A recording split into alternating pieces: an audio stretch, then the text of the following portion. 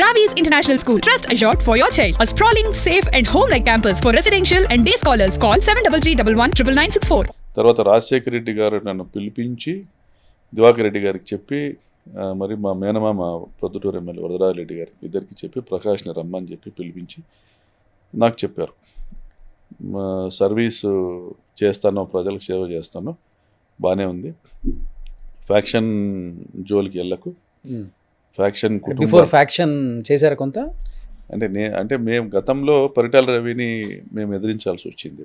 Okay, 95 తర్వాత Paritala Ravi ప్రత్యక్షంగానే. Okay, 95 జిల్లా ZPTC elections తర్వాత పరిటాల రవికి సంబంధించినటువంటి సూడో నక్సల్ సంస్థ పేపర్ స్టేట్మెంట్ ఇచ్చింది. మా అన్నను తొబ్దుర్తి చంద్రశేఖర్ రెడ్డిని హతమారుస్తామనేసి ఒక స్టేట్మెంట్ ఇవ్వడం జరిగింది ప్రెస్కి. దాని తర్వాత మన వరకు వస్తామంటే ఎవరైతే మనకేమనేటువంటి మైండ్ సెట్ ఉంది కాబట్టి మేము కూడా ప్రిపేర్డ్గానే ఉండేవారు. ఇప్పుడు కూడా మా దగ్గర అప్పట్లో మేము బాంబులు పెట్టుకొని తిరిగేవాళ్ళం. ఇంటి కొడవేన్లు ఉండేటివి, ఇంట్లో కొడవేన్లు ఉండేటివి, మిద్ద పైన బాంబులు రాళ్ళు పెట్టుకొని ఉండేవాళ్ళం. మా ఇంటికి పరిటాల రవి ఇంటికి అంతా ఒక 100 అడుగుల దూరం అంతే. సో 2000 దాని తర్వాత కార్ బాంబు కేసులో మేము ముగ్గురు అన్నదమ్ములు కూడా ముద్దాయిలం. మదిల్చెరు సూర్యనారాయణ రెడ్డి ఏదైతే car bomb Jubilee Hills bomb blast అని కేసు ఏదైతే ఉన్నిందో చేశాడో దాంట్లో మేము సూరికి సపోర్ట్ చేసాం ఫైనాన్షియల్గాను, మ్యాన్ పవర్ని పంపించాము, మేము ఆయుధాలు ఇచ్చాము, డబ్బులు ఇచ్చాము అనేది మా మీద అలిగేషన్స్. సార్ దేవర్ ప్రూవెన్ రాంగ్. దాని తర్వాత కేసు అక్విట్ అయిపోయింది, కొట్టేశారు. 2000 సంవత్సరం నుంచి బయటకు వచ్చిన తర్వాత కాంట్రాక్ట్స్ చేసేవాళ్ళం కడప జిల్లాలో. 2005లో అనంతపూర్కి వచ్చాము, 2004లో 2003 డిసెంబర్ 25 అనంతపూర్కి వచ్చాము. సో 2005లో కాంట్రాక్ట్స్ వచ్చాయి. రాజశేఖర రెడ్డి గారు సీఎం అయిన తర్వాత ఇరిగేషన్ కాంట్రాక్ట్స్ పనులు చేసేవాళ్ళం. తర్వాత ఈ సేవా కార్యక్రమాలు అవి చేసుకుంటూ వెళ్ళాం క్యాజువల్. ఆ రోజు పెనుగొండ కాన్స్టిట్యున్సీలో ఉన్న ప్రాంతాల్లో చేసాం, మా ఊర్లలో కానీ మేము ఎక్కడ మా మండలంలో కానీ చేయలేదు. తర్వాత చేయాల్సి వచ్చింది. తర్వాత ఇక్కడ పొలిటికల్గా మా నాన్న సింగిల్ విండో ప్రెసిడెంట్గా పోటీ చేసినప్పుడు 2005-2006లో అనుకుంటాం, మాకు సపోర్ట్ చేసినటువంటి వర్గాల వాళ్ళకు అప్పుడు ప్రభుత్వం, ఇప్పుడు శైలజనాథ్ గారు మంత్రిగా ఉండేవాళ్ళు, సో వాళ్ళకు ఇళ్ళ పట్టాలు ఇవ్వలేదనో, సో ఇల్లు శాంక్షన్ ఇందిరమ్మ ఇల్లు శాంక్షన్ అయినట్టు రద్దుపరిచారనో చేస్తే మేమే ఇల్లు కట్టించాము 30 మందికి సిద్ధరాంపురం గ్రామంలో. ఆత్మకూరులో మేమే ఆత్మకూరు టౌన్ అనుకొని ఒక 2.5-3 ఎకరాలు కొని ప్లాట్లు వేసి ఇచ్చాము, ఇళ్ళ పట్టాలు ఇప్పించాము, మేము డబ్బులు పెట్టి ఆర్డిటీ వాళ్ళతో ఇల్లు కట్టించే ఏర్పాటు చేసాం.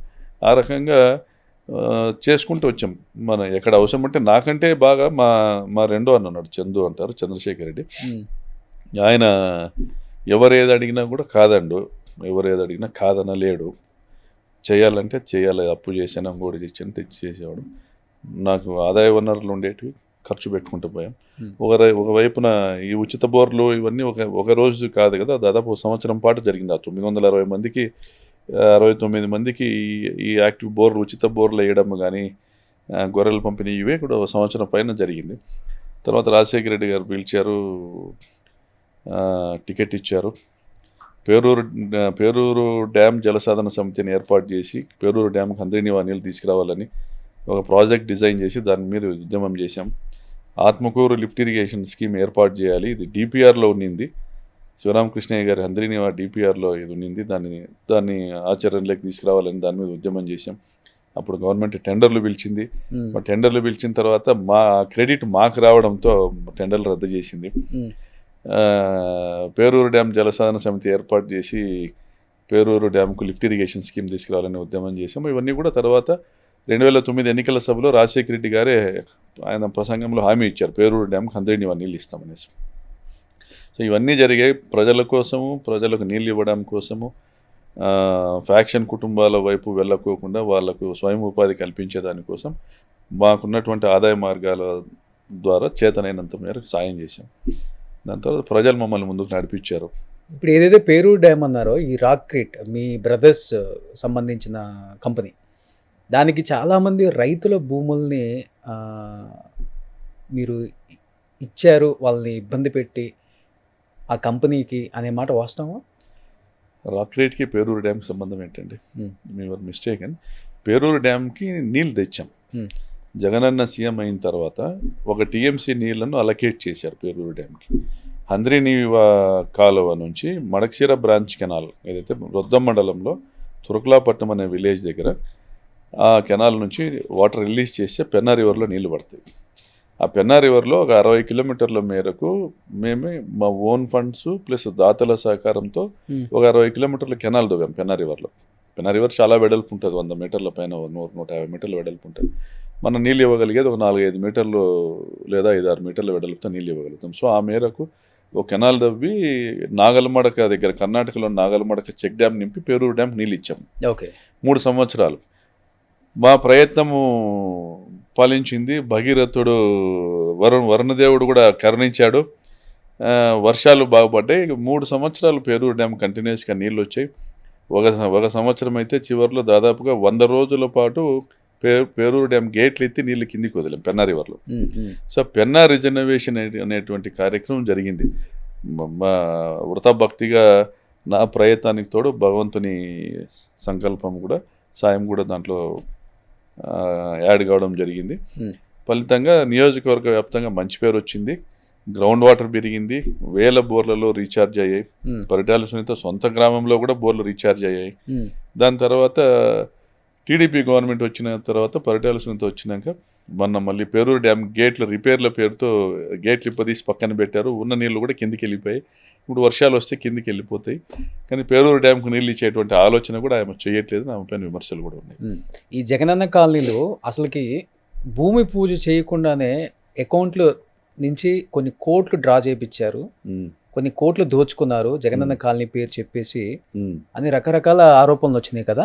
ఆరోపణల మీద ఏం మాట్లాడతారు మీరు? ఎందుకంటే ఆ టైంలో మీరు దీన్ని స్టాండ్ తీసుకున్నారు. ఇవన్నీ ఎక్కడ విఫలం చెందింది అంటే 2023, 2024 ఫిబ్రవరిలో గవర్నమెంట్ ఏం చేసిందంటే అప్పటి ప్రభుత్వం 70,000 రూపాయలు ఇంటి బేస్మెంట్కి ఇస్తాము అనేటువంటి, దాని తర్వాత 60,000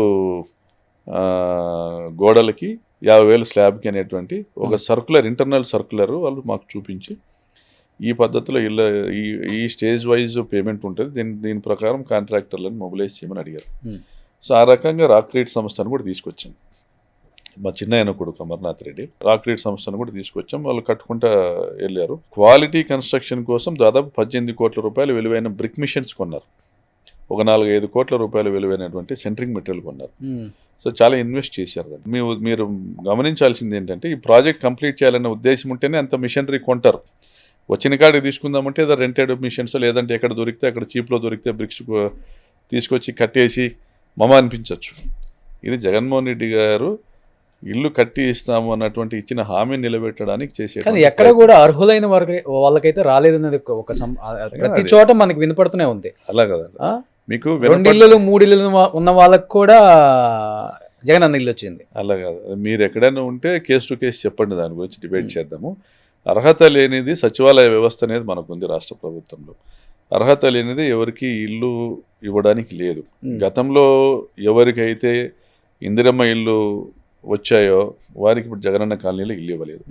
గతంలో ఎవరికైనా అయితే ఏదైతే పోనీ ఎన్టీఆర్ ఆవాస్ యోజన, అంతకుముందు ఎన్టీఆర్ నివాస గృహాలని దాంట్లో ఇల్లు వచ్చిన వాళ్ళకి ఇప్పుడు ఇవ్వలేదు. గతంలో ఇల్లు పొందని, ప్రభుత్వం నుంచి ఇల్లు పొందనేటువంటి వైట్ రేషన్ కార్డు హోల్డర్స్ వాళ్లకు ఈ ఎలిజిబిలిటీ క్రైటీరియా ఏదైతే సంక్షేమ పథకాలకు ఉందో అదే ఎలిజిబిలిటీ క్రైటీరియా ద్వారా స్క్రీనింగ్ చేసి ఎవరైతే ఎలిజిబుల్ ఉన్నారో వాళ్ళకే ఇచ్చారు. దానికి ఒక పాలసీ ఉంది. 2-3 ఇళ్ళు ఉన్న వాళ్ళకి ఇచ్చారు అంటే ఎలాగైతుంది? ఇట్స్ అదే ఒక సిస్టమ్ ఉంది. ఆన్లైన్లో బెనిఫిషరీస్ని ఆన్లైన్లో వెబ్సైట్ వెతికితే బెనిఫిషరీస్ ఎవరైనా తెలుస్తారు.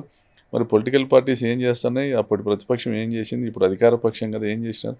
అర్హత లేని వాళ్ళు ఎవరైనా ఉంటే తొలగించవచ్చు కదా. పెద్ద వ్యవస్థ ఉంది ప్రభుత్వానికి. కాదు సార్, మీరు అన్నట్లుగానే ఇన్ని రకాల పథకాలు ప్రజల కోసం మేము తీసుకొచ్చామని పదే పదే చెప్పుకుంటుంది వైసీపీ.